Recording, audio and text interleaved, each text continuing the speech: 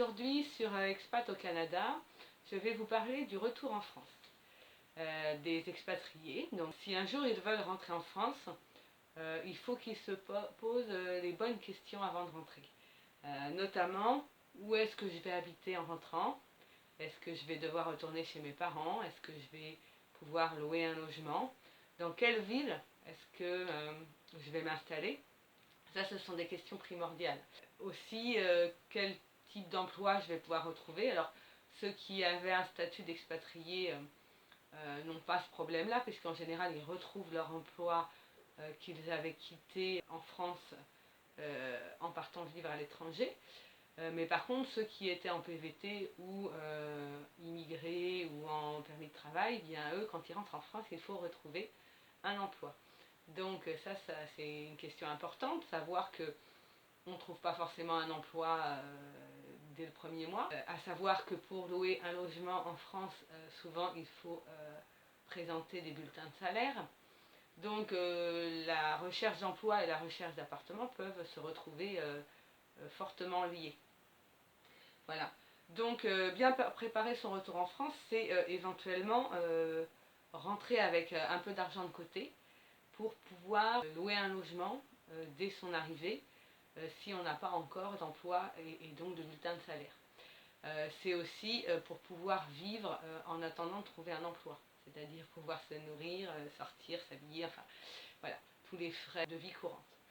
Ce qu'il est important aussi de faire, c'est de bien ramener tous ces bulletins de salaire, ces déclarations d'impôts et avis d'imposition de l'étranger, et aussi ces justificatifs de cotisation à la sécurité sociale, et éventuellement un document qui peut être fourni par la sécurité sociale où vous avez cotisé à l'étranger, qui justifie que vous avez cotisé, et ça peut vous permettre de réouvrir des droits dès en arrivant en France. Voilà. Quand vous allez arriver en France, il sera nécessaire de vous réinscrire à la sécurité sociale. Si vous êtes parti, je crois que c'est plus d'un an, enfin c'est à vérifier, mais au-delà d'un certain temps d'absence de la France, il faut se réinscrire. Il faut ramener ses bulletins de salaire de l'étranger pour prouver ses revenus. Et vous pouvez éventuellement donc avoir une allocation en attendant de trouver un emploi ou que votre situation s'améliore. Donc ça c'est bon à savoir, et ça se demande chez Pôle emploi. Il faudra aussi vous préparer à renouveler votre réseau social. Pourquoi? Parce que quand on rentre en France, on a tendance à penser que tout le monde va s'intéresser à ce qu'on a vécu à l'étranger, notre aventure, etc.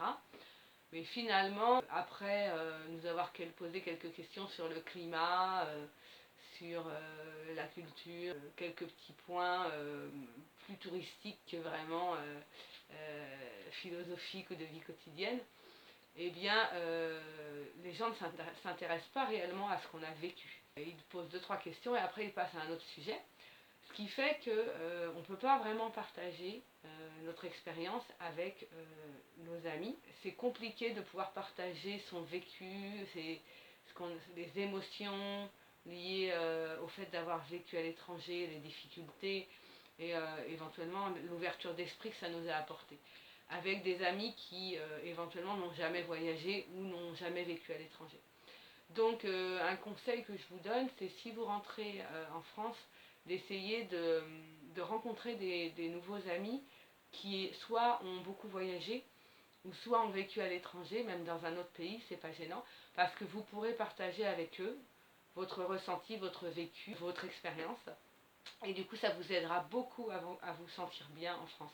Moi j'ai eu la chance, quand je suis rentrée du Canada, d'avoir 4-5 amis, je crois, qui vivent dans la même ville que moi ou tout près, et que j'ai rencontrés en fait quand je vivais à Montréal. Donc quand je les vois, et je les vois assez régulièrement, eh bien on repartage des souvenirs de Montréal, et puis on partage aussi nos expériences de voyage, etc.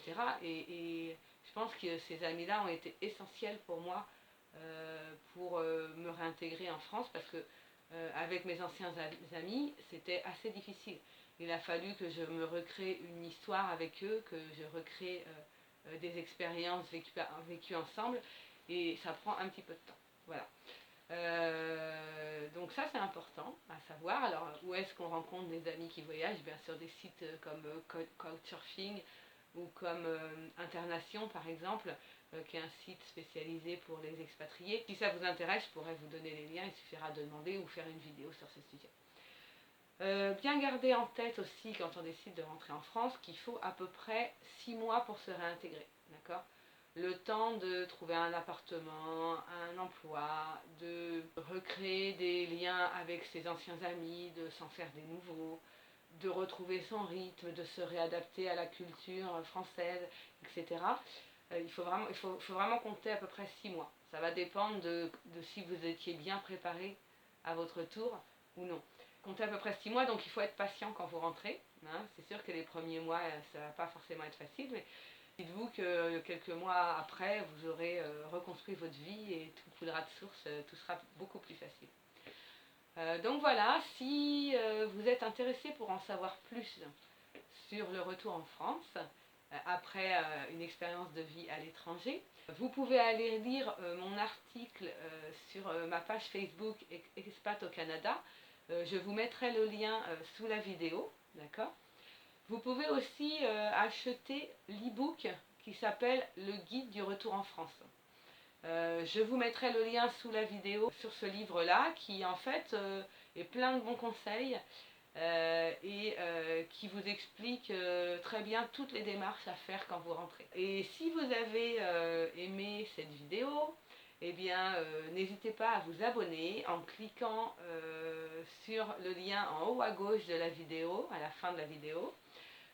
Ou éventuellement à partager cette vidéo si vous pensez qu'elle pourrait aider certaines de vos connaissances qui souhaiteraient rentrer en France.